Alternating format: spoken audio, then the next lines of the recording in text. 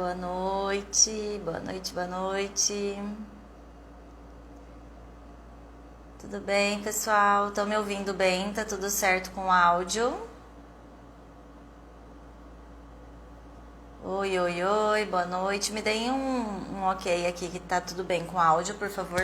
Na live de ontem o microfone não funcionou, hoje eu tô com outro. Estão me ouvindo bem? Tá tudo certo? Olá. Vamos esperar o pessoal chegar. Olha, hoje eu tô totalmente no improviso. Tô aqui pra vocês me levarem pra onde quiser, tá? Vamos conversar. Como enfrentar os nossos medos é o tema central, porém não preparei nenhum roteiro, não preparei nenhum tópico pra gente falar aqui. Vou muito no improviso hoje, tá? Tá me ouvindo bem então? Tá tudo normal? Olá, Marisa. Oi, Tayana, Neide. Oi, Keila. Marcilene. Tudo bem, gente? Bom, como a semana anti-ansiedade tinha a previsão de acabar ontem, né? Mas que eu acabei decidindo estender por mais uma semana. Eu não preparei nenhum conteúdo teórico, nenhum conteúdo estruturado para nossa sessão de hoje, então para nossa sessão, ó, para nossa conversa de hoje, mas a gente vai conversar sobre como enfrentar os medos, né? Eu decidi por esse tema com uma conversa que eu estava tendo com uma seguidora aqui no direct hoje, sobre a importância da gente enfrentar os nossos medos, a importância da gente não dar vazão para os nossos pensamentos, para a nossa imaginação, sem uma base na realidade, né? Sem uma base concreta. E que muitas vezes, quando nós temos algumas evidências para ter esse medo, que mesmo assim nós devemos enfrentá-los, porque caso a gente não enfrente, a gente entra num ciclo ali de não enfrentamento, né? De esquiva, de fuga, que também não é nada produtivo, né?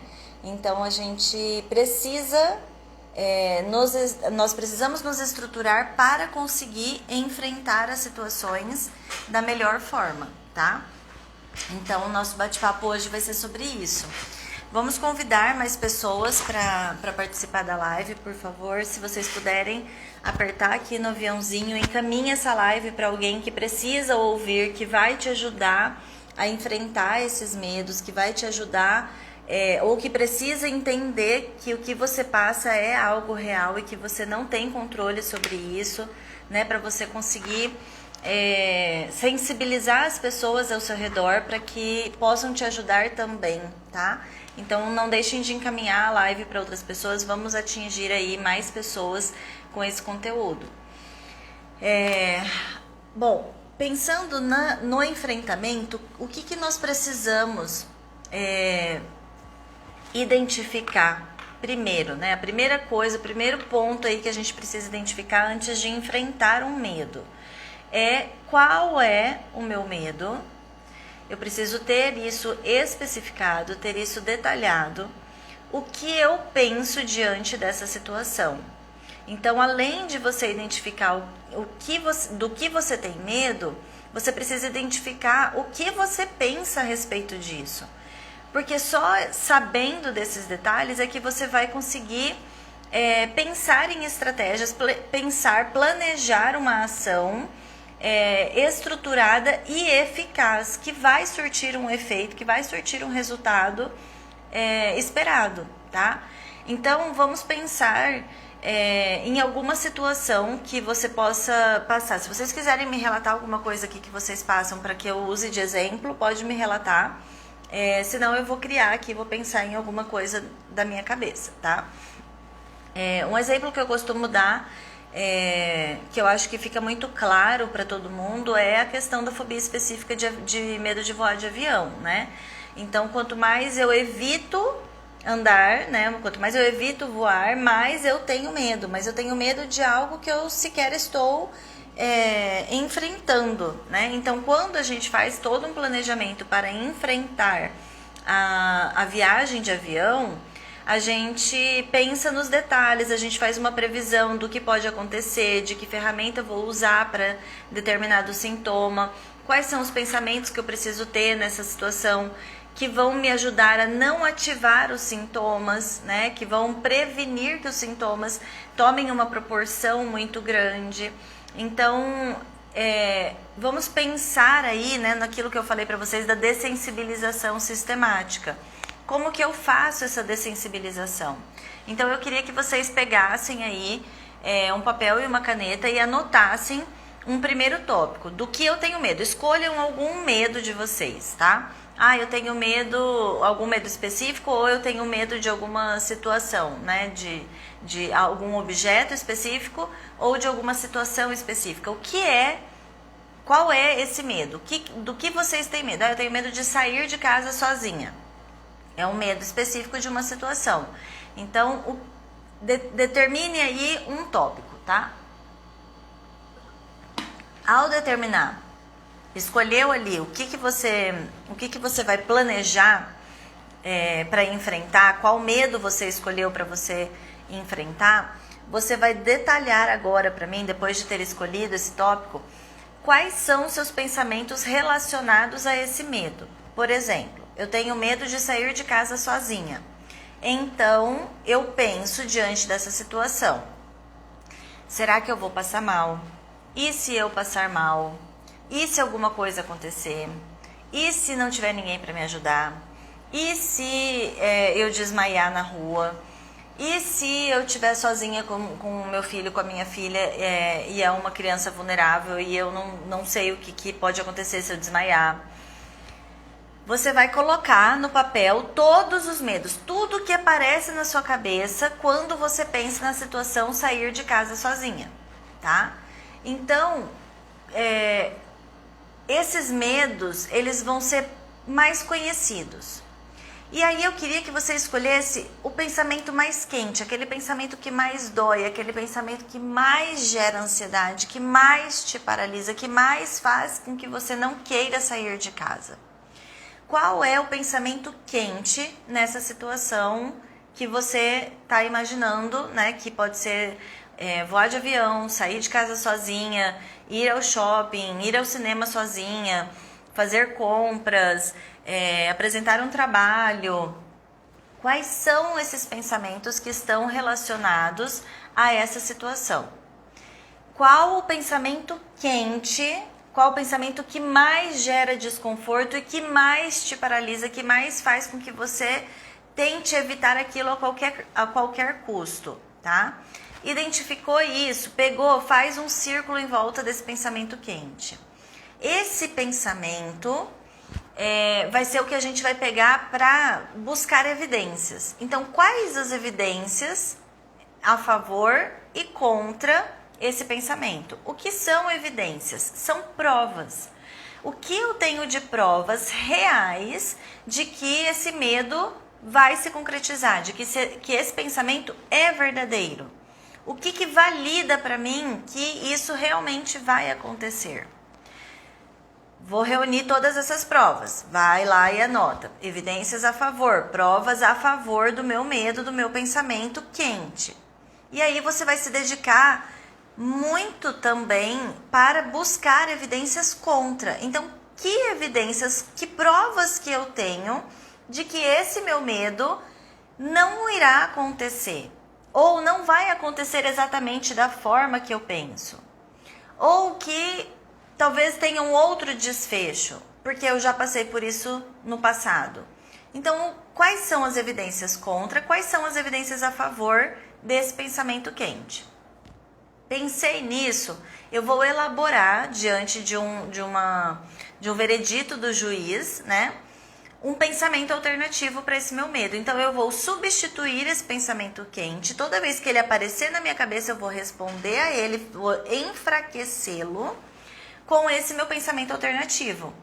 Então, quando aparece, eu vou morrer, eu vou passar mal na rua.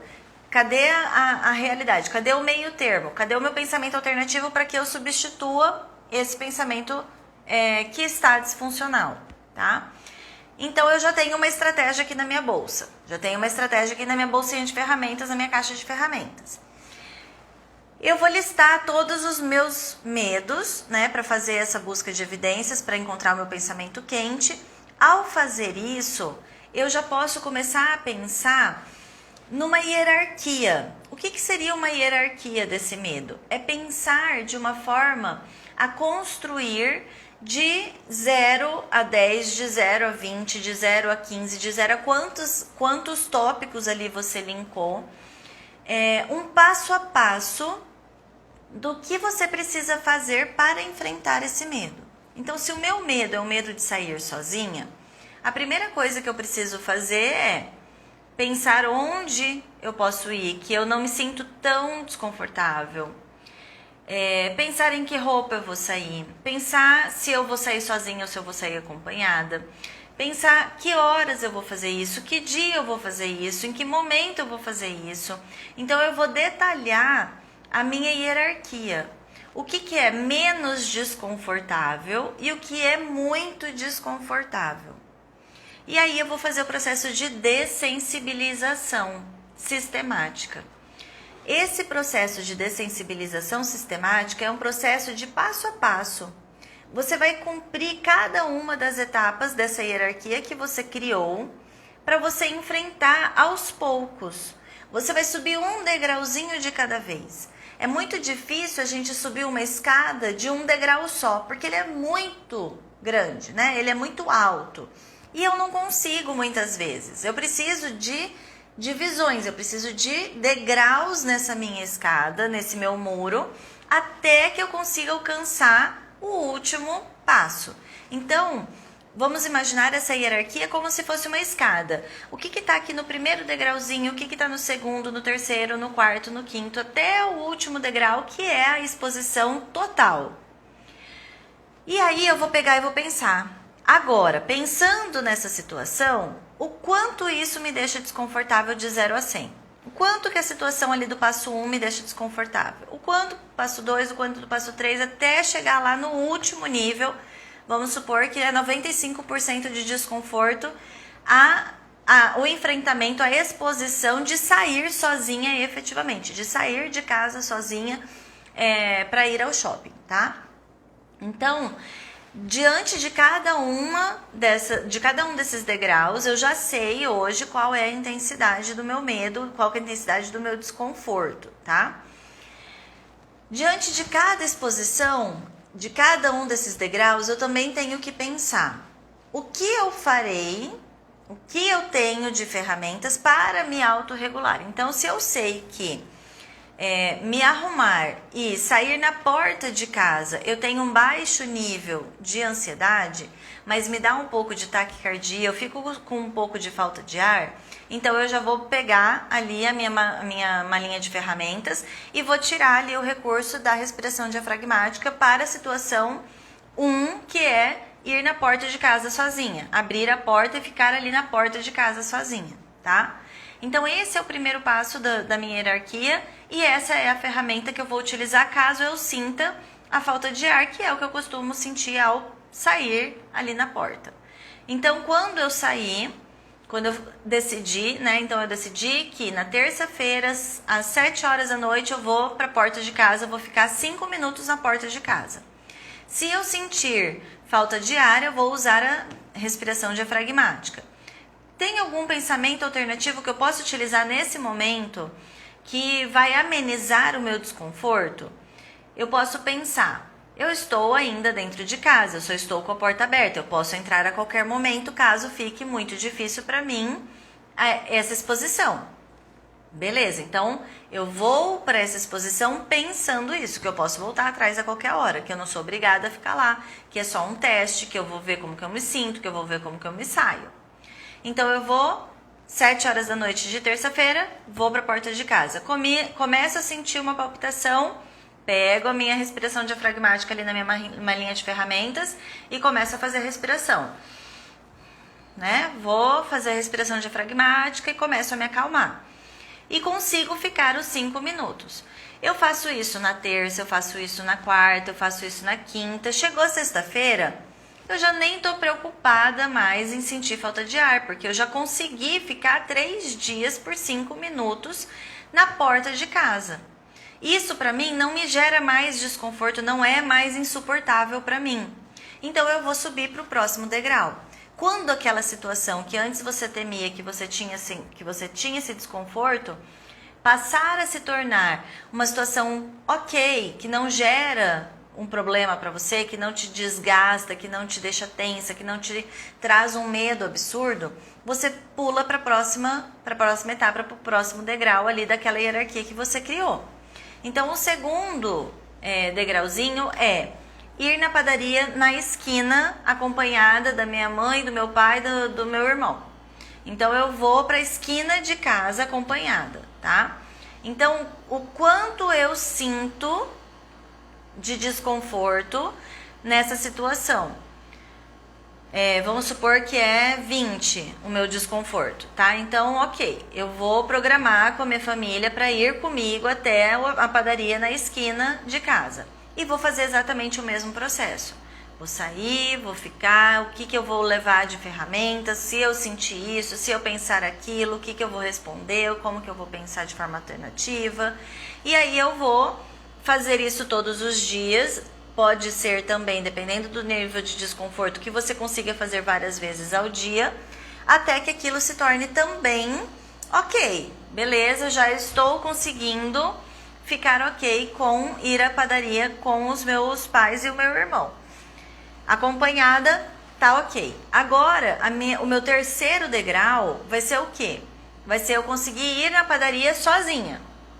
Então, eu vou na padaria que fica na esquina, eu vou dar 100 passos e vou chegar na padaria. Eu vou fazer todo esse processo de novo.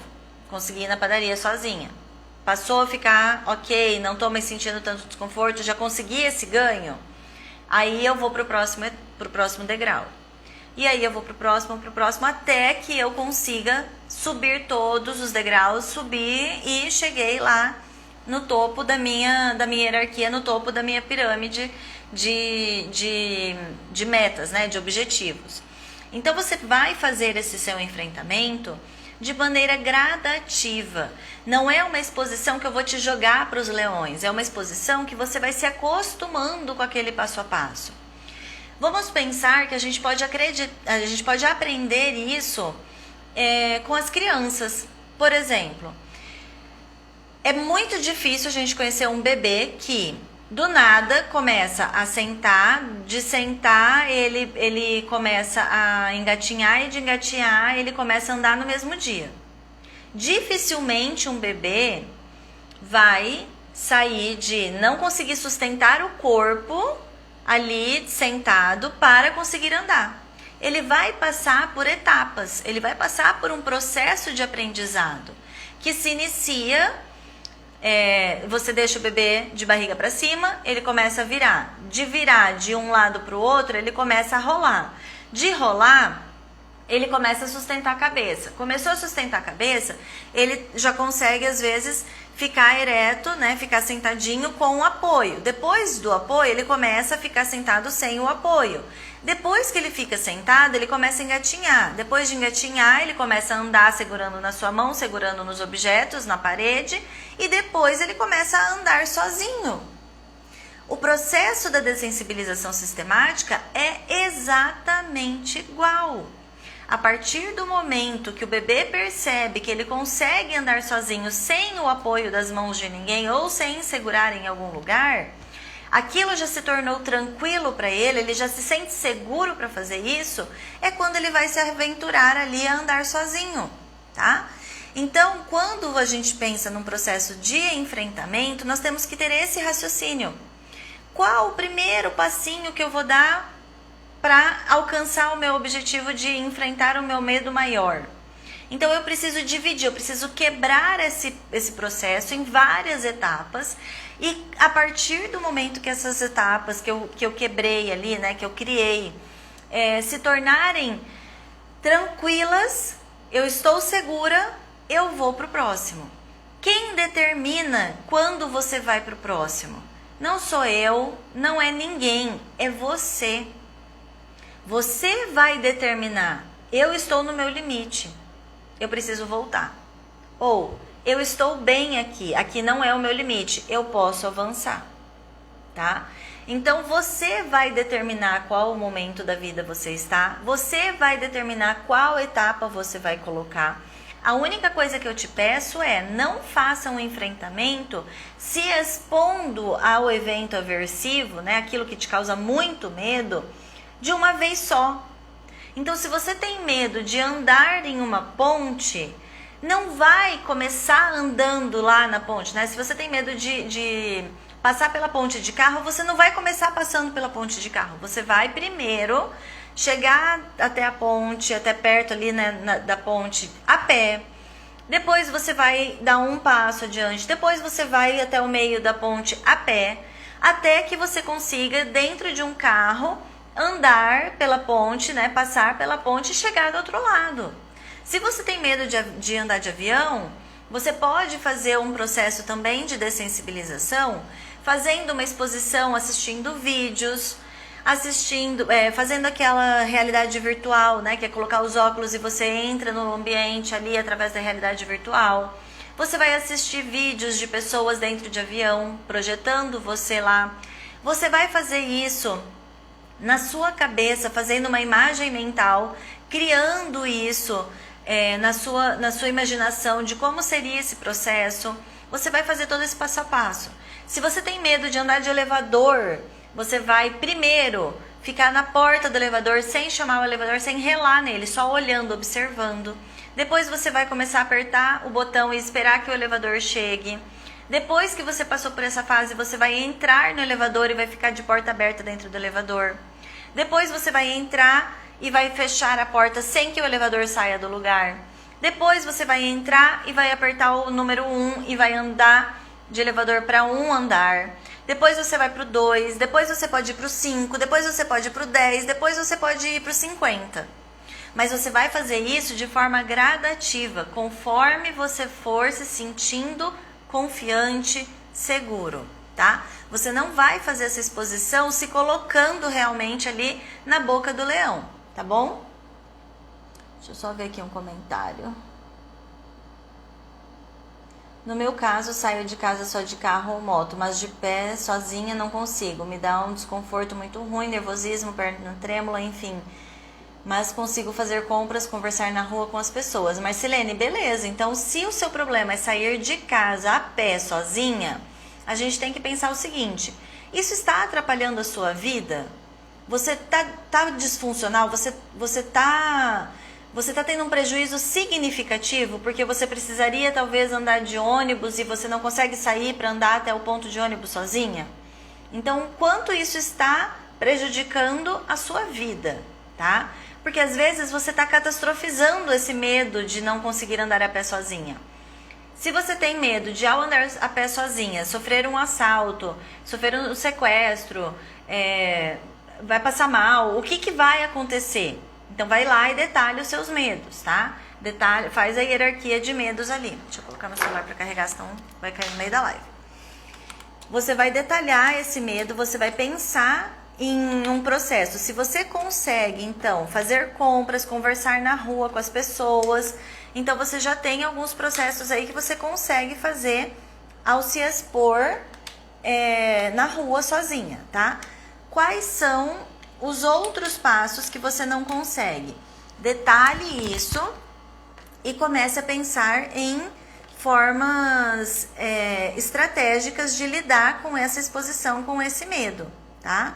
E aí você tem que pegar e fazer exatamente a mesma hierarquia que eu propus aqui para os seus medos. Você vai colocar ali todos os medos, né? Todas as situações ali que você, ao enfrentar, sente esse desconforto, vai colocar a intensidade do desconforto e vai planejar o que você vai fazer para conseguir fazer esse enfrentamento passo a passo, tá? Nossa Senhora, caiu. Acontece, ao vivo acontece. Tá carregando aqui agora eu tô sem meu tripé hoje. Como fazer agora nesse período de pandemia onde as aulas poderão voltar? E como professora tenho que ir dar aulas? Como eu vou fazer com esse medo? Keila, eu entendo esse medo. Ultimamente até na esquina de casa não consigo sair, mas com a minha cadelinha começo a ficar tonta, trêmula, coração bate acelerado, falta de ar, penso que vou desmaiar, parece que estou bem distante. Andréia, faça exatamente esse passo a passo, tá? Exatamente. Eu tentei enfrentar esse medo, mas continua me afetando do mesmo jeito. Porque não fez do jeito certo. Blue Yuga. Se você continua afetado do mesmo jeito, é porque você não fez o processo de dessensibilização da forma certa, tá? Sentir mal desde que fui diagnosticada com TAG, ter crises na rua. Talvez o que possa te trazer esse prejuízo, Marcelene, seja realmente esse diagnóstico do TAG. Talvez você esteja catastrofizando isso, né? Pensando de que agora que eu sei que eu tenho isso, então eu não vou conseguir fazer outras coisas, tá? Tá, vamos pegar então aqui a situação da professora que precisa voltar às aulas com a pandemia. Vamos pensar no seguinte. Quando a gente fala de voltar às aulas, a gente está falando de um enfrentamento, de uma exposição que vai ser recorrente, digamos assim. É como se você estivesse convivendo novamente com as pessoas que você convive dentro da sua casa, mas aí você vai conviver em um outro ambiente que vai ser a escola, tá? Eu tô te propondo aqui pensamentos alternativos que eu consideraria para mim, tá? Já que eu tô supondo aqui essa situação, eu não tô investigando quais são os seus pensamentos, mas talvez alguns dos meus pensamentos alternativos sirvam para te ajudar. Então, diante desse pensamento, eu posso criar essa ideia de que é realista, de que da mesma forma que eu convivo com as pessoas dentro da minha casa, que saem para trabalhar e voltam, que saem para ir ao supermercado, à farmácia, para algum lugar e voltam, eu vou conviver com pessoas dentro da sala de aula que vão ser sempre as mesmas pessoas e que elas vão para casa delas e voltam. Como eu não tenho controle sobre tudo que as pessoas vão fazer quando elas estiverem fora até chegar lá na sala de aula, o que está no meu controle fazer? Evitar o contato pele a pele com essas pessoas. Então, eu vou evitar que os alunos cheguem muito próximos de mim, eu vou criar com eles uma rotina da gente conversar numa roda, eu vou manter o uso de máscara, eu vou levar 3, 4, 5 máscaras e a cada aula eu vou trocar de máscara para não ficar sempre com a mesma. Eu vou criar um protocolo lá junto com a escola de que a cada 20, 30 minutos de aula eu vou sair da sala de aula para tirar a máscara ao ar livre e respirar o ar puro e tomar uma água longe do ambiente onde vai ter uma aglomeração maior de pessoas.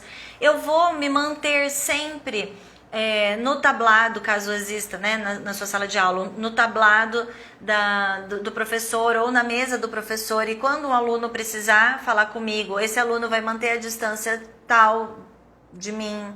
Então você pode criar essas regras de convivência, que seria praticamente a mesma coisa do que você não abraçar o seu marido ao chegar do trabalho com a roupa que ele veio da rua. Você vai pedir para que ele deixe a roupa, que ele tome banho, e daí você vai lá e vai abraçá-lo, tá? Então, aquilo que nós não temos como mudar, a gente tem que se adaptar para como que eu vou conviver dessa forma, ok? O que eu posso fazer para conviver com esse medo, para conviver com essa condição, já que eu não tenho outra opção, que eu preciso enfrentar isso. Senão eu vou ser mandada embora da escola, senão eu vou perder o meu cargo, senão alguma coisa de ruim vai acontecer.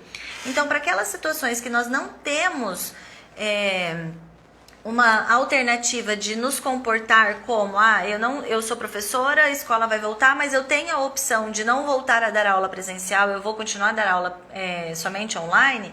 Se você não tem essa condição, você tem que se adaptar. E aí você pode utilizar tanto essas estratégias comportamentais que eu tô sugerindo aqui, quanto as estratégias cognitivas, que é flexibilizar o seu pensamento, levando em consideração que você já convive com pessoas que são diferentes e que têm comportamentos diferentes dos seus, mas que você consegue manter esse distanciamento delas, tá? Aquilo que não for possível, né, da gente pensar numa forma de não se expor. Eu tô pensando aqui, se alguém vier, sei lá, te dar um abraço, ou se algum aluno se machucar e precisar ser acolhido porque, né, a criança tá chorando. Se você trabalhar com crianças muito pequenas, você vai segurar essa criança no colo ali para poder acalmar essa criança. Então, assim, por mais que você faça isso, você pode criar uma rotina de levar a sua roupa de casa, ir com uma roupa de casa, levar uma roupa que você vai usar somente na escola, levar várias máscaras e trocar no decorrer do tempo. Ao sair da escola e ir para sua casa, você vai trocar de roupa, você pode levar 2 mudas, uma você vai, uma você usa lá e uma você volta. Você pode pensar aí em formas alternativas de lidar com isso, sabe? Não precisamos ficar no tudo ou nada, no ou é presencial, no ou é online. No ou eu vou ser contaminada, no eu não vou ser contaminada. É o meio termo, é a flexibilização, tá? Vivo tensa e tenho dores devido ao medo do que fazer. Ana, se você vive tensa e com dores, é porque você deve estar em constante estado de alerta. Se você está em constante estado de alerta, o primeiro passo é descobrir o que está te deixando alerta. O que está passando na sua cabeça quando você sente essa tensão, essa dor no corpo?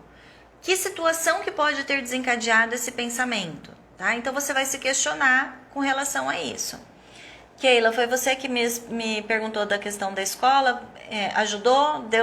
Deu para te dar algum repertório aí de como posso te ajudar, de como você pode se flexibilizar para fazer esse enfrentamento?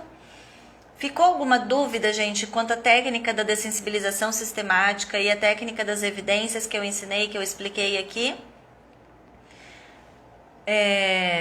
Ricardo, falta de ar, você acaba com ela através da respiração diafragmática. É uma técnica muito simples e muito eficaz para falta de ar.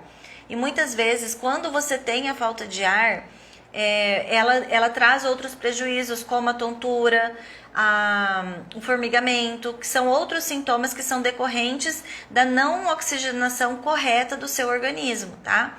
Então, você vai colocar a sua mão aqui debaixo da barriga, debaixo do peito, bem aqui em cima da barriga, tá?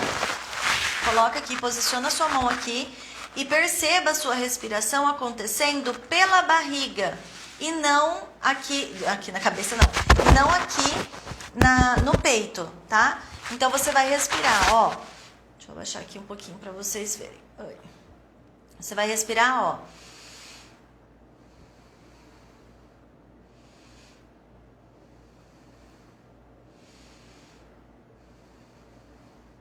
Você vai fazer essa respiração, tá, gente? Você vai respirar com a barriga, com o diafragma. Ele vai encher e vai murchar. Não é a respiração do peito, que o peito... Não é isso, tá? É com a barriga, é o diafragma que tem que encher, tá bom? Você pode fazer isso de maneira curta, tá? Você inspira 1, 2, 3, expira 1, 2, 3. Se você se sentir confortável, você pode fazer. Inspira 1, 2, 3, segura 1, 2, 3, solta 1, 2, 3.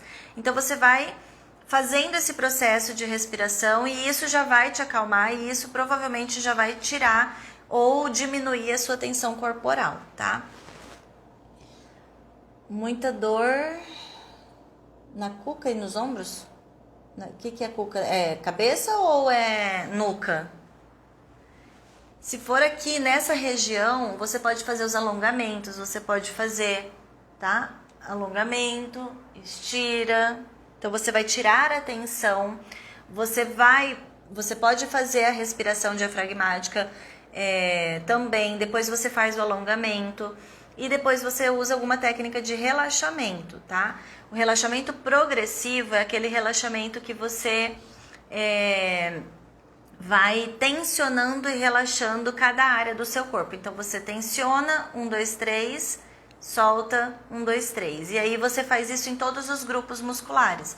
Você faz isso na mão, no braço, no antebraço, no braço, nos ombros, na nuca, na face, no peito, barriga, coxa, panturrilha, pés, glúteo. Você faz isso em todo o seu corpo, tá? Você deita ou senta numa posição confortável e vai cada grupo muscular tensionando e soltando, contando 1, 2, 3. É um relaxamento que funciona muito para essas dores no corpo, tá? Quase todos os dias me sinto mal depois da uma sonolência, e isso pode ser a ansiedade? Pode, Edinalva. Por quê? A ansiedade, ela causa um estado de alerta, um estado de vigília, né? Então você acaba ficando tensa, você fica apreensiva, e isso gera também um processo interno, né? Dentro do nosso corpo a gente libera alguns hormônios também, que são os hormônios do estresse. Então você acaba ficando numa postura de luta ou fuga, né? Dessa apreensão, dessa tensão. E isso é exaustivo quando acontece várias vezes ao dia, em várias situações ou todos os dias. Então você sentir essa sonolência, essa fadiga, logo após uma crise de ansiedade ou após uma situação mais estressante, é algo já esperado, tá? Eu sinto muita dor na nuca e tenho medo da pressão subir.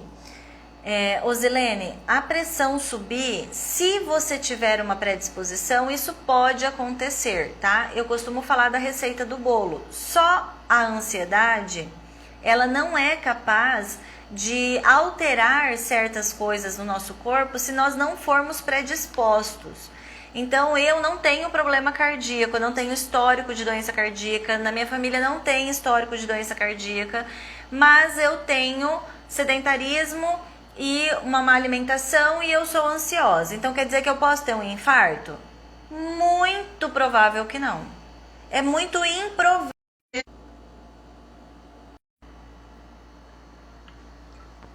Oi, voltou? É muito improvável de acontecer se eu não tiver os outros ingredientes desse bolo para essa mistura da liga, tá? Então, com a ansiedade é a mesma coisa. Você precisa investigar os seus sintomas físicos, as suas predisposições físicas.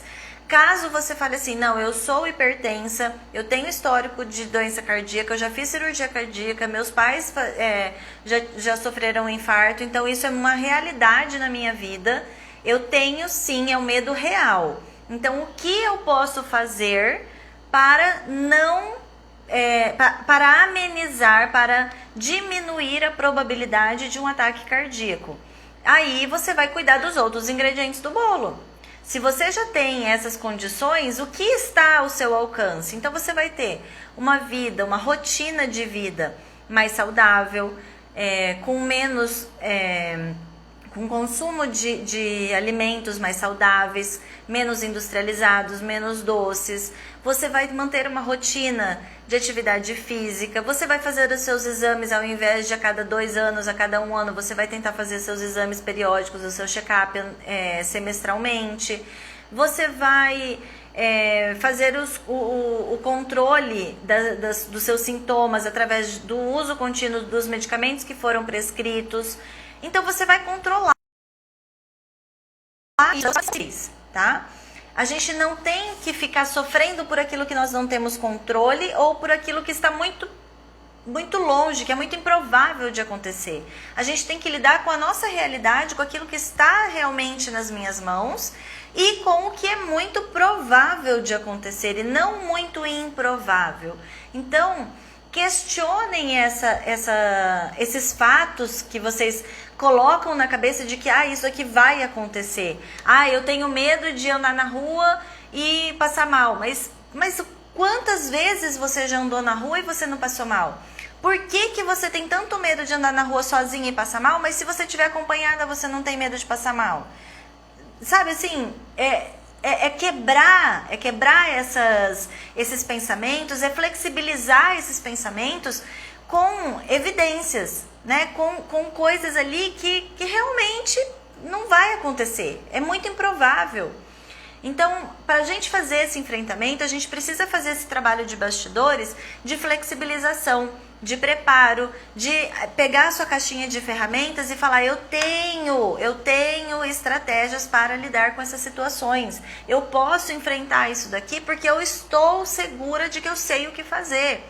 E se eu não souber, eu vou aprender com isso. Ao aprender com isso, eu vou ter uma nova oportunidade. Então não quer dizer que vai ser o fim do mundo se eu passar por alguma coisa que eu não tinha previsto, tá? Na live passada eu mencionei que tomo medicamento, que eu comecei a tomar remédio. Tá, posso dizer qual é e está se sentindo melhor? Não, meu medicamento não é natural, é um medicamento alopata, prescrito por uma psiquiatra. Eu prefiro não dizer para não sugerir isso para vocês, tá? Cada medicamento funciona para cada pessoa de uma forma, tem os efeitos colaterais. Eu não tive nenhum efeito colateral com relação à medicação que eu estou tomando. Comecei numa dosagem baixa e fui aumentando com o passar das semanas.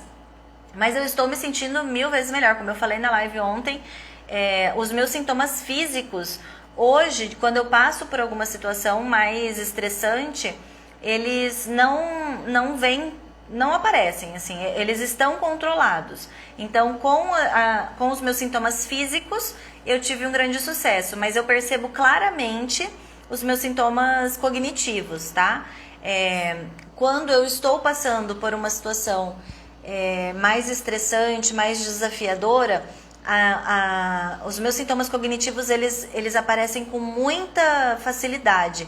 Mas aí eu já consigo administrar muito melhor porque eu já tenho muitos anos de treino, tá? Então, eu consigo hoje, através da medicação, essa melhora com os sintomas físicos e com as reestruturações, com as ferramentas que eu ensino, que eu estou falando aqui pra vocês, eu consigo essa melhora dos sintomas cognitivos, tá?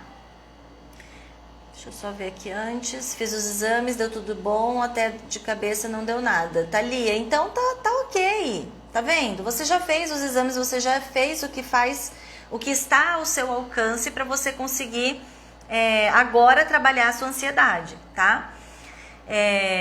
Bom, o que eu quero então pedir para vocês fazerem, né, para vocês conseguirem enfrentar? Qual é o passo a passo, qual é a receitinha aqui que eu vou colocar para vocês? Identifiquem os pensamentos, aliás, primeiro, identifiquem os medos, identifiquem os pensamentos relacionados ao medo, identifique qual o pensamento quente, aquele que mais te gera desconforto, qual a intensidade desse desconforto, busque evidências a favor e evidências contra, construa um pensamento alternativo. Construindo esse pensamento alternativo, comece a planejar o seu enfrentamento, a sua dessensibilização. Como você vai construir essa dessensibilização? Pensando em uma hierarquia de medos. Você vai colocar lá no papel uma sequência de passo a passo, desde o passo mais fácil para você realizar até o passo mais difícil para você realizar. E você vai um por um, de maneira controlada e sistemática, né, programada para ser feita, para ser executada, pensando em, se eu sentir alguma coisa, o que eu vou fazer e qual pensamento alternativo eu vou utilizar nessa exposição. Então você tem que ir com a sua malinha de ferramentas, não é se expor, se jogando, colocando a cabeça dentro da boca do leão, tá? A minha ansiedade me faz ficar tão mal que eu começo já a ter medo de tudo, até uma dor nas pernas. Luciana, é a ansiedade. Isso é ansiedade, tá? O que eu acho da acupuntura, Bruna, você tá perguntando a minha opinião pessoal, tá? É isso que eu vou expor pra você. Eu não acredito que a acupuntura seja a medida, seja a ferramenta, o tratamento adequado para doenças mentais, tá? Então, se você quiser tratar um transtorno de ansiedade com evidências de que ele vai funcionar com o melhor que a ciência tem para oferecer, você vai buscar um psiquiatra e um psicólogo da abordagem cognitivo-comportamental.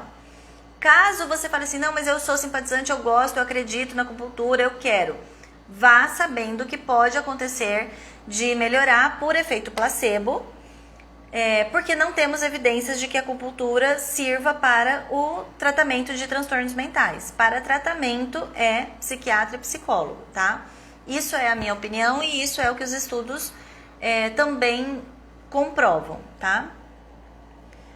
Alguém aí depois da ansiedade perdeu peso, porque eu perdi 7 quilos, não sei se é o medicamento. Edinalva, pode acontecer a perda de apetite, tanto por efeito colateral da medicação, quanto por ser um sintoma mesmo da ansiedade, tá? Tenho tanto medo que penso que é um infarto ou AVC, mas tenho feito o possível. Osilene, então faz isso, ó, vai no passo a passo. Qual a probabilidade de você ter um AVC, se você tem esse histórico na família, se você tem grandes chances disso acontecer por uma vulnerabilidade biológica aí, e vai no passo a passo e vai naquilo que você tem controle, tá? Sinto dor nas pernas, mas não sabia que tinha relação com a ansiedade. Betânia, a dor nas pernas, ela pode ser como se fosse a dor no ombro, tá? Ela pode ser uma tensão como outra qualquer. Então, por isso que às vezes vocês me perguntam assim, nossa, sinto uma pontada na cabeça do lado esquerdo, sinto uma dor no peito do lado direito, isso é ansiedade? Não sei, porque não tem uma regra de que a ansiedade é do lado esquerdo e a depressão é do lado direito, ou que a ansiedade é do lado esquerdo e não é nada do lado direito. Cada um vai apresentar de uma forma. O que você precisa entender e prestar atenção essa dor na perna aparece depois de um evento mais estressante, mais desafiador, mais ameaçador que você enfrentou, você consegue linkar esse sintoma a algum evento, alguma situação que você interpretou de maneira ameaçadora, catastrófica, fazendo previsão negativa do futuro. Foi após isso? Então, caso tenha sido, aí a gente começa a trabalhar com a hipótese de ser ansiedade, tá? Dores e tensão nas costas, exercício de relaxamento é bom? É ótimo, é maravilhoso, tá? É muito bom. Encontre algum relaxamento que faz sentido pra você, que você se sinta confortável e faça, tá? Fiz todos os exames do coração, deu tudo normal, mas quando sei que morreu de infarto, eu já fico mal. Osilene, mas aí você tá se colocando numa condição que não cabe a você. É como se você tivesse medo de... sei lá, eu não tenho diabetes. E aí, eu tô com medo de comer um doce porque eu tenho medo de ter diabetes. Mas eu não tenho nenhuma predisposição para ter diabetes, tá? Preciso ir ao psiquiatra, ginecologista, dentista. Não fui porque não estou vendo o jeito de ir aos consultórios dos profissionais. Quero me tratar e não consigo. Também sinto dores nas pernas. Andréia, eu já falei isso pra você. Vá nos médicos que você puder, faça consulta online. E aqueles que você não puder fazer a consulta online, marque num horário que você... Ou a primeira consulta do dia ou a última consulta do dia e você fica ligando, tá atrasado, posso ir? E vai na hora da sua consulta, na hora que você vai chegar e vai entrar no consultório, tá? Peça ajuda para ir alguém com você. Pense em estratégia, só não deixe de enfrentar. Tenho crise de ansiedade, estou indo na psicóloga, não dormi à noite, perdi minha avó e minha mãe no ano passado. Sinto muito, Érica. Sinto muito. Que bom que você já está se tratando, tá? É normal formigamento e pontadas na língua? É normal formigamentos e pontadas. Onde isso aparece, aí é de cada um, tá, Osilene? Gente, bom, isso aqui que eu fiz com vocês hoje, essa live de hoje, é uma live que demonstra, que dá uma degustação do que é o Portal Aquieta, do que está se tornando, na verdade, o Portal Aquieta, tá? São conteúdos que vocês terão acesso tanto do curso online, que é do Método Aquieta, quanto de outras lives, de outros conteúdos, dos desafios e de lives de outros profissionais de outras áreas que vão agregar para vocês, tá? Que vão ajudar com que vocês pensem de formas alternativas diante das situações que vocês entendem como ameaçadora, além de vocês terem a oportunidade de conviverem em uma comunidade no Facebook fechada, somente para os alunos do portal, que passam por essas mesmas experiências e como fazer isso, como melhorar, como mudar essa condição, tá? Então, eu gostaria muito que vocês dessem essa oportunidade para entrar na comunidade, para entrar no portal. Tá ficando muito show, eu tô gravando hoje, eu passei a tarde aqui programando, pensando nisso. Então, se você quiser ter sucesso no controle da sua ansiedade sem medicamento, fazendo essa parte de reestruturação cognitiva, fazendo a parte de planos de ação para mudança, saiba que o portal é o lugar certo para vocês, tá? O link para venda do curso do portal vai estar disponível em breve e o valor é de R$ 97,00 por mês. É uma anuidade que você paga o valor de R$ 97,00 por mês e cabe no bolso de todo mundo, porque eu tenho certeza que nenhum psicólogo cobra esse valor, né? Vocês sabem que é muito distante o valor, por exemplo, que eu cobro das minhas sessões. Então, por uma sessão, você vai pagar 3 meses, né? Então, esse portal, ele vai ser um compacto, né? Vai ser uma coletânea de tratamento, de ferramentas, de estratégias, para que você consiga tratar, controlar a sua ansiedade sem medicamento, tá? Em breve eu volto com mais informações para vocês. Muito obrigada por todos que estiveram aqui, que entraram, que mais uma vez contemplaram, participaram e enriqueceram mais ainda a nossa live de hoje, tá? Muito obrigada. Essa live eu vou deixar salva para vocês. E a outra... deixa eu lembrar, ontem eu esqueci. Eu tinha combinado com vocês 100 compartilhamentos da aula de sexta-feira, né? A live ainda está disponível, mas nós não alcançamos ainda, estamos bem perto de alcançar os 100 compartilhamentos. Então, voltem lá na live de sexta-feira e compartilhem. Se vocês conseguirem até amanhã 100 compartilhamentos, eu vou deixar essa live salva, aquela live de sexta-feira que tá muito show de bola, que tá muito rica de conteúdo. Eu vou deixar ela salva aqui no meu perfil para sempre. Senão, eu vou tirar ela do ar amanhã, tá? Então, aproveitem. Muito obrigada, gente. Que bom que eu faço a diferença. Que bom. Deus abençoe vocês também, tá? Um beijo, boa noite, gente. Até mais.